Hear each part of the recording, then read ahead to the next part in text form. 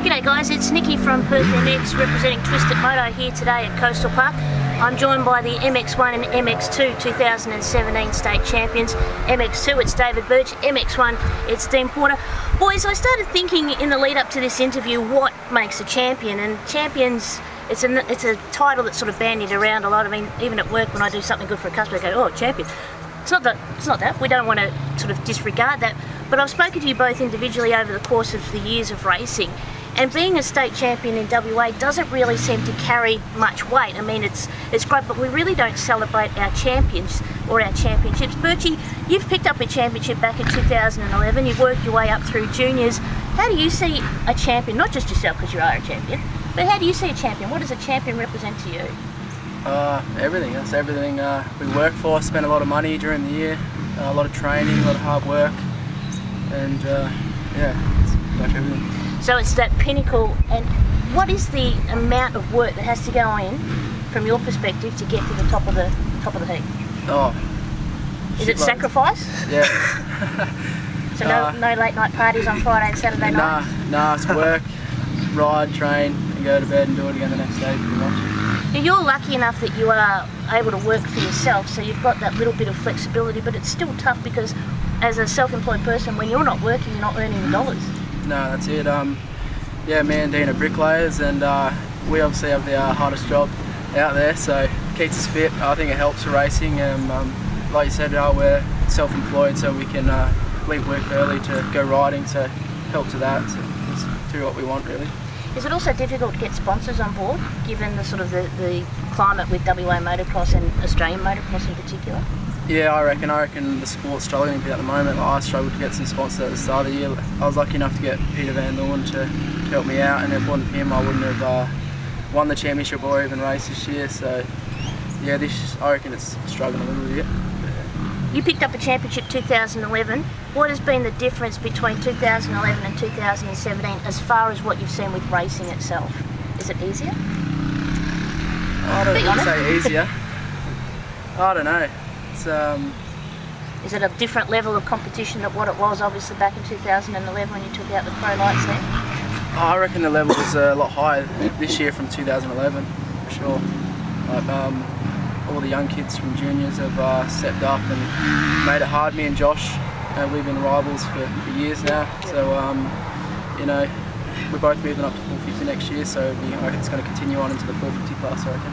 But what about that level of sort of competition out on the track? Do you become a different person when as soon as the goggles go on and the gates drop? Do you sort of regard someone like a Josh Adams or a Dean Porter that you're racing with as someone that you need to beat, and then off the track you can have a beer and have a chat? Yeah, definitely. When the gate drops, you know, the friendships go out the window, sort of thing.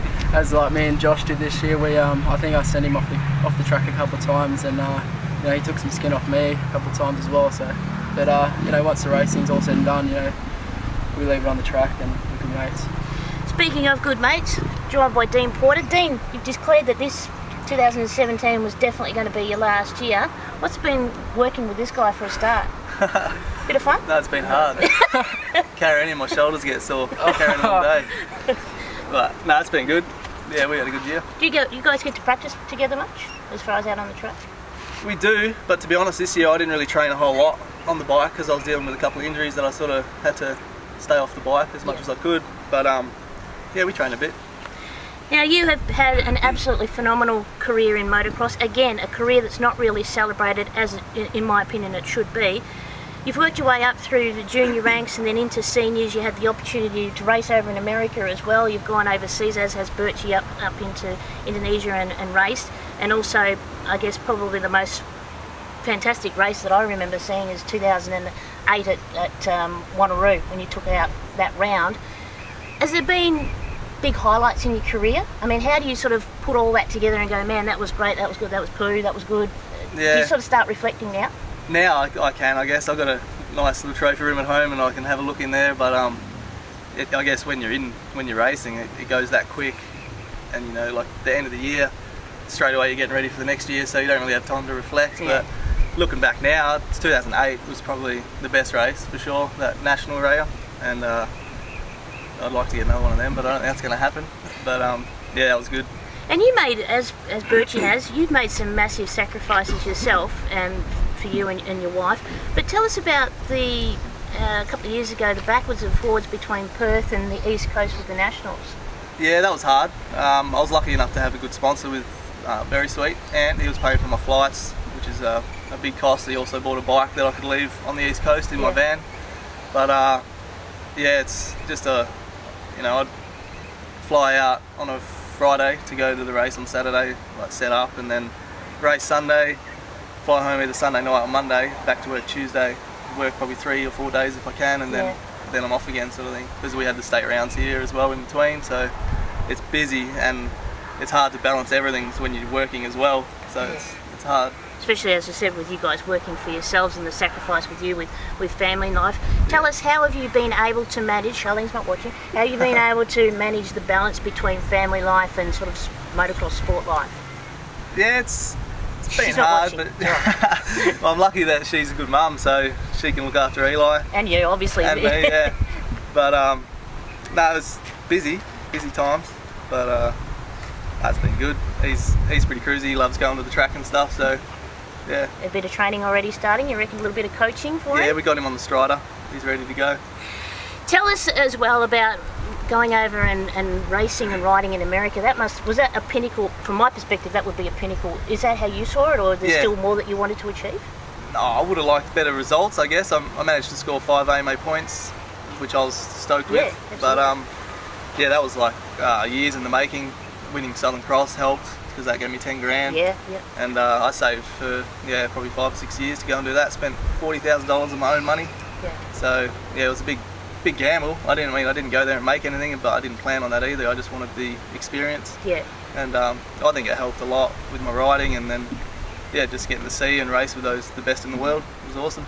Absolutely. So we come to 2017. I actually spoke to you at the end of 2016 and said, there'd been rumblings, you were talking about looking to do other things with enduro and things like that. At what point did you say 2017 is going to be my last? When did it sort of... Pretty much at the start of the year, when I had a problem with my knee. I went and seen the surgeon, and he said that I probably wouldn't last 2 months, but he was full of shit. So I lasted the year out. They just want your money. Yeah, they do. Yeah, trust me, they do. Yeah. But no, the knee's not too bad now, but at the start of the year I was getting really good help off Gasky from Andrew City KDM, and had some good sponsors, but it's just, there's a lot more that goes into it, a lot more money that you got to put in, and now I've got a kid, now I'm having another kid. Yeah, so congratulations, you've got another one on the way. Yeah, cheers. So yeah, just got to look at those things. And so all of a sudden you've had to grow up. I have. Yeah, it sucks. So this is what's going to happen to you. You've got to grow up at some point. I've got a lot of racing left in me. I spoke to Birch about what makes a champion. In your opinion, in your eyes, and you've had a little bit more exposure to America and overseas and in the Nationals over on the East Coast. In your opinion, what makes a champion? Yeah, just hard work, dedication, like sacrifice, pain, like a lot of injuries and a lot of comebacks, but I don't know, most of the guys when I was over there that I seen with the top Dungy and Villapoto, they're all pretty laid back guys, and they have a good grasp, but they are just racing, but yeah, they go hard at the same time. They're the same as us all, they all put their pants on one leg at a time. Yeah, that's it. Unless they're like you, and when I talk about you and your pants. Hey Birchie, what's next for you? 2018 looms, this guy's retiring, you're stepping up to a class. Yeah, stepping up to the MX1 class. Big thanks to Darren Gasky at Manchester City KDM and Peter Van Leeuwen, and hooking me up pretty well. I'm saving at the moment to go over east in February, and hopefully stay with Greg Moss for a couple of weeks and train there. And then head to Victoria, do a bit of riding there, ride the famous ride park. I'm excited to ride there after riding Byford in summer, so I can't wait for that, and hopefully catch the first national. And yeah, just prepare for round 1 of the state rounds. What has been the difference? I saw you at the first Arena Cross this year on board a 450. What has been the difference that you've noticed? Obviously, Nicki and the horsepower, but some of the little things that you have to do a little bit differently than coming from the MX2 up to the MX1. Hold on a lot harder. Yeah, I guess you just got to respect the 450 a lot more. Like a lot more weight, power, can get you quite easy. 2 straight, you can sort of just swing off it and get out of a lot. Yeah. So you can't be a lazy rider on a 450, is that what you're telling me? I reckon you can be a bit more lazy, like the power's always there, where the two-stroke you sort of have to be switched on and in the right gear. And so talking about, let's just go back a bit, you spoke about next year 2018 going over and spending some time with Mossy and then heading to Victoria. That eats into the funds. How do you do it? What are you going to do? You're going to do bricklaying over there? And yeah, just lay lots of bricks. Yeah. I've been working my ass off the last couple of months trying to save up. I'm currently debt free, so I'm excellent, good work. He's at home with mummy, so he's alright. Oh, good boy. Yeah, still at home with mum and dad, so that's pretty much their sponsorship, like no rent or anything like that. And do they know that? Do they know this is the they try. sponsorship? Well done, mum and dad. They try and get some money out of me, but I always get out of it. Don't let your secrets out. Mum might be watching. Yeah. So that's 2018. Over to you, my friend. 2018. What do you do? Go out and play some golf? Oh yeah. What are you going to do? No, I still want to race some events. I'm not fully retiring, but I want to, like you said, I want to try enduros and the Pony Expresses. I've done a few of them throughout my career, but racing always gets in the way of doing fun events like that. So I'll do a few of them, and I want to try and do Hatta over in Victoria. So yeah, there's some things I just got to work it all out, because now that I'm not racing the state titles, it's hard for me to get sponsorship, get a bike and stuff like that. So I'm going to have to probably buy a bike. Oh my God, are you going to be right with that? Yeah. Has that happened before? Oh, I don't think so. Plenty of times. It's just harder now. But yeah. Given that, I mean, are there definite plans, or it's sort of if it comes along, it happens? There's definite plans. It's just I've got to make it happen, really. I need the sponsorship. I've got a few people that are interested in helping me, but yeah, we're just going to make it work. So now you're retired. Let's talk about WA motocross. We can't get in trouble. Let's talk about motocross in general. So is it a predictable atmosphere from what you saw at the start of the year for your racing? And what do we need to do to inject the enthusiasm, the youth, something different? Is it the riders? Is it the formats? You see it, you talk to the boys?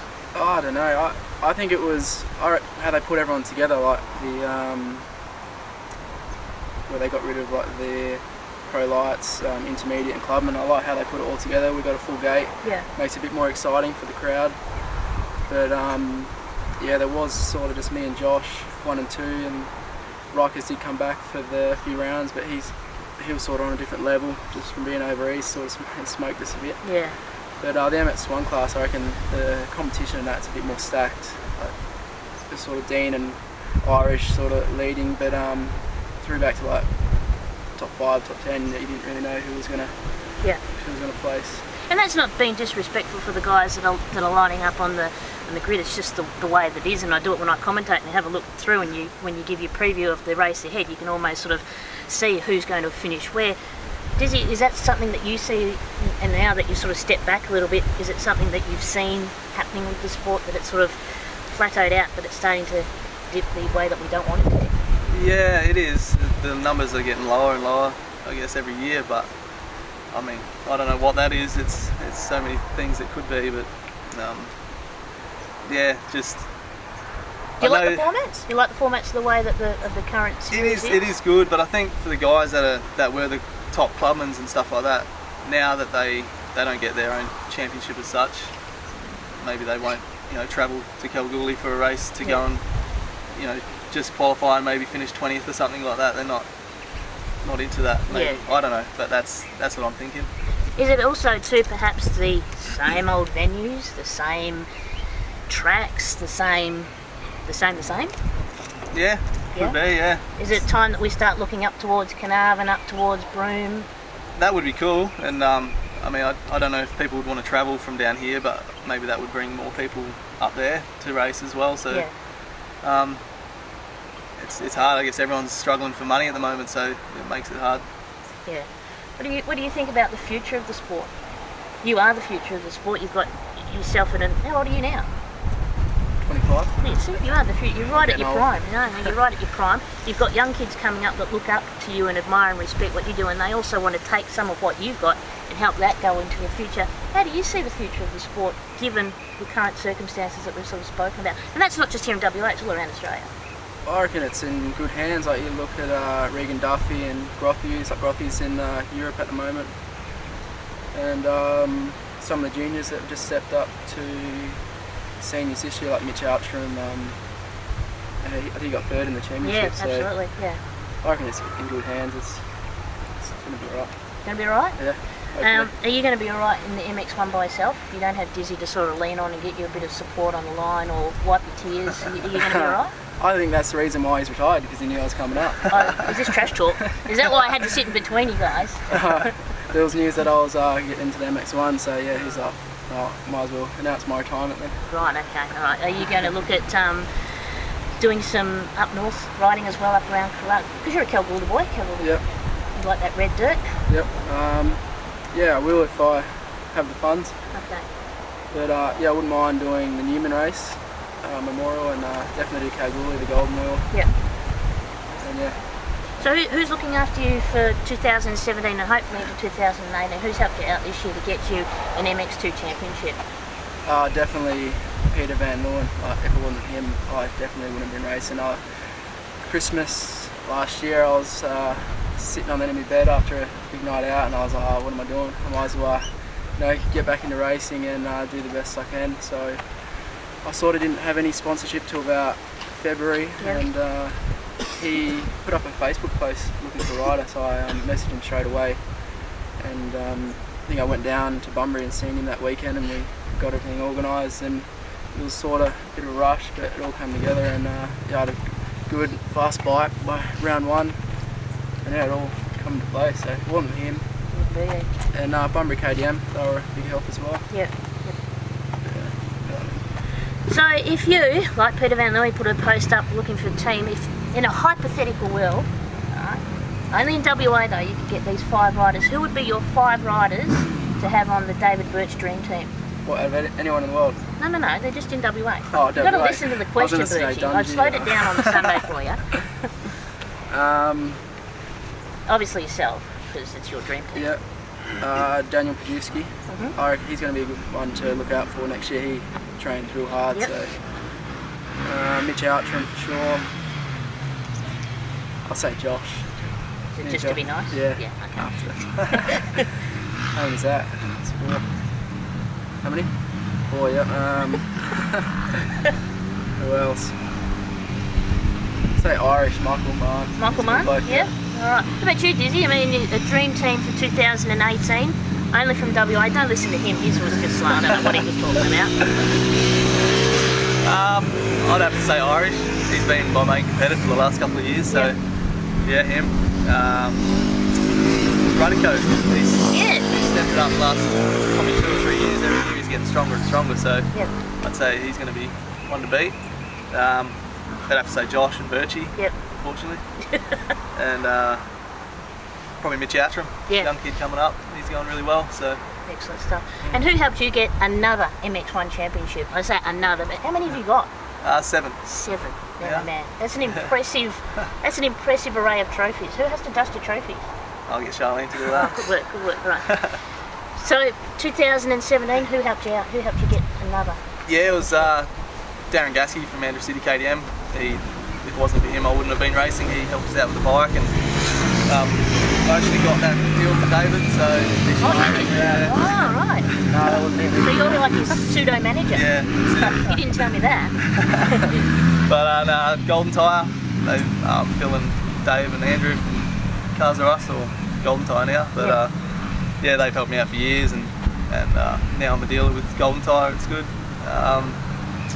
Fast House, Lusty Industries, Dyno Time. Russell helped us out with my suspension. Munster Motor Trimmers with my seat covers, and just everyone. everyone else, I can't remember that. Good to see. I'll put you on the spot. Hey Yeah. boys, thank you very much for having a chat to us. David Birch, congratulations on another MX2 championship. I hope I get to talk to you this time next year with an MX1 championship. Yeah, No pressure, hopefully, but there is a little bit there. Dean Porter, it has been an absolute honour to watch you race over the course of the years, through juniors, through seniors, and I wish whatever you do, whether it's out in the desert racing of Hatta or maybe even Fink, that it goes 100% for you, and good luck with the new edition. And Tiger's taking out a premiership for 2017 as well. Yeah, good Congratulations, thank you very much, and both of you. It's been an absolute honour to watch both of you racing over the course of this year. See you next year, hopefully. Yep, And no matter what you do, we'll certainly be out there supporting you. See you around. Nicki Shea from Perth MX and Twisted Moto. Thanks to David Birch. Thanks to Dean Porter.